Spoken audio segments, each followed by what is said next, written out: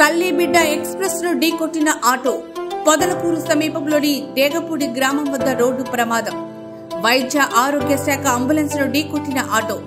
ఈ ప్రమాదంలో అదృష్టవశాత్తు ఎవరికి పెద్ద గాయాలు కాలేదు. డ్రైవర్లకు అతి స్వల్ప గాయాలయ్యాయి. కేసు నమోదు చేసి దర్యాప్తు చేస్తున్న పోలీసులు.